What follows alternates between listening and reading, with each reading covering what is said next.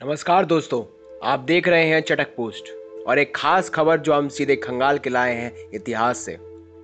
आप सब ने रामायण की कथा कहानियां बचपन में सुनी होंगी, कई बार टीवी में भी देख चुके होंगे, यहाँ तक कि कई बार रामलीला मंच पर भी। लेकिन जैसे जैसे समय बदलता गया वैसे वैसे कहानियां भी बदलती गईं। लेकिन आज हम आपको कुछ ऐसे तथ्य बताएंगे जो रामायण पढ़ने वालों को पता होने चाहिए। क्या आप जानते हैं कि राजा दशरथ की एक पुत्री भी थी?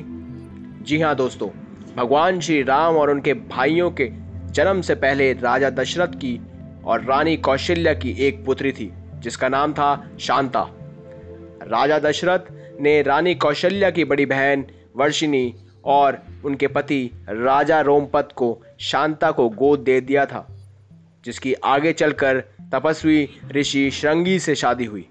काफी वर्षों तक कोई संतान न प्राप्त करने की वजह से राजा दशरथ ने श्रृंगी ऋषि के शरण में जाकर संतान प्राप्ति हेतु यज्ञ करवाया, जिससे भगवान श्री राम और उनके भाइयों का जन्म हुआ था। क्या आप जानते हैं कि लक्ष्मण जी सोए नहीं थे 14 वर्ष तक? जी हाँ दोस्तों, तकरीबन 14 साल तक लक्ष्मण जी नहीं सोए थे। जब प्रभु श्री राम 14 वर्षों के वनवास के लिए अयोध्या से निकल रहे थे, तब उनके साथ माता सीता और भ्राता लक्ष्मण जी भी जाने को तैयार हुए। लक्ष्मण के साथ उनकी पत्नी उर्मिला भी वन में जाने के लिए जिद करने लगी, लेकिन लक्ष्मण ने उन्हें अयोध्या में ही रोककर माताओं की सेवा करने को कहा। जब वन में लक्ष्मण लगातार प्रभु राम और माता सीता की रक्षा में लगे हुए थे, तब उनको रात्रि में नींद से भी संघर्ष करना पड़ रहा था।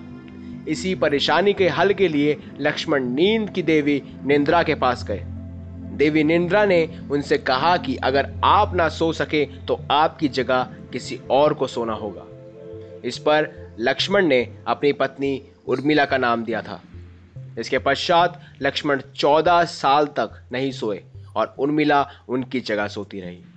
माता निंद्रा की इस वरदान की वजह से ही लक्ष्मण ने मेघनाद को रण में हराया था, क्योंकि मेघनाद को वरदान प्राप्त था कि सिर्फ उसी से वह हार सकता है जिसने निंद्रा पर विजय पाली हो।